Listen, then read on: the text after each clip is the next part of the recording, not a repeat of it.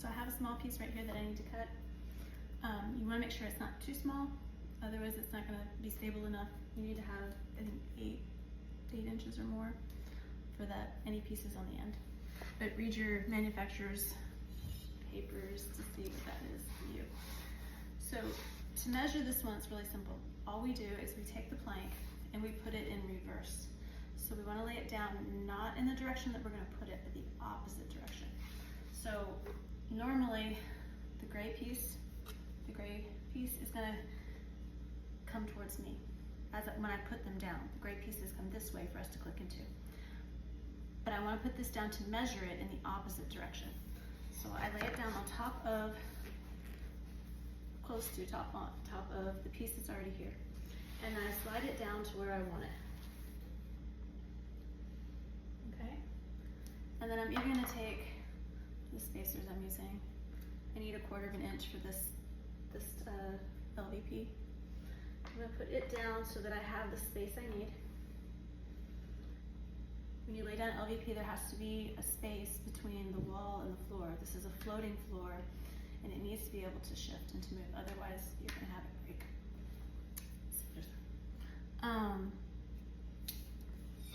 Using a square, I place it here, and let me show you. Okay, so this is the piece I laid down. It's the one that's not attached yet. It's the one I'm going to want to cut.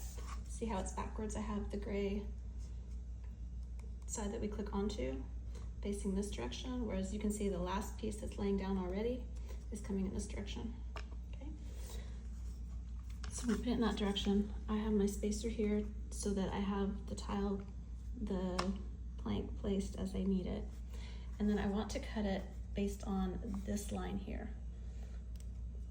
not the gray piece. So I take my speed square and I put it right just a tiny bit over because I need to be able to put my blade down.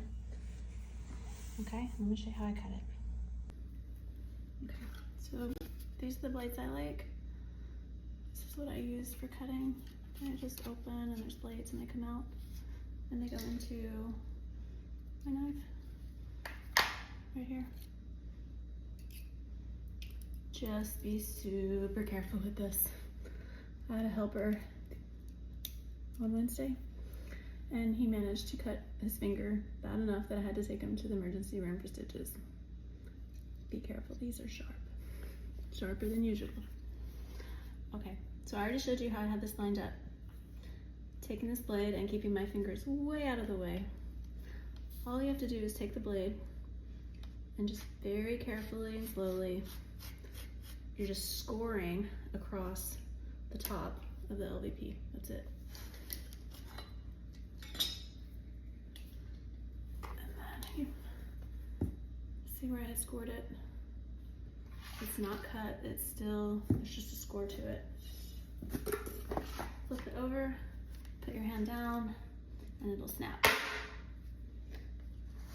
Take your blade again, and just cut off the back. Cut the line down the back of that so it's released. I don't like to pull it. I want that to be intact. I've seen people like pull at it and it tears it, and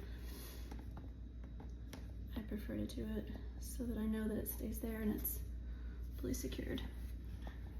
So then I'm gonna place this one, same as the other. Gray piece is here, gray piece right there. And take this piece, I might click it in there a little bit, and it's lined up on this side here, and then I just gently put it down.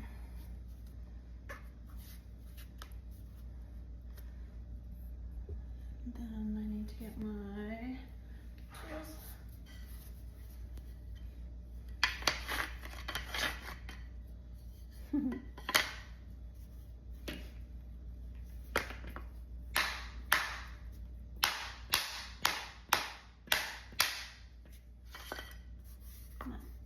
Made that line nice and smooth, and then I just need to smooth this one out. Again, just like a Ziploc bag, starting at the far end and coming towards you.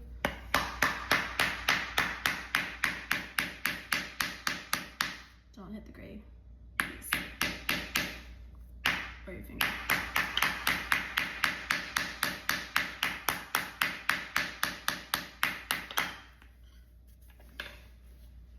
that's it. You can do it too. Before long, you'll have a whole new floor.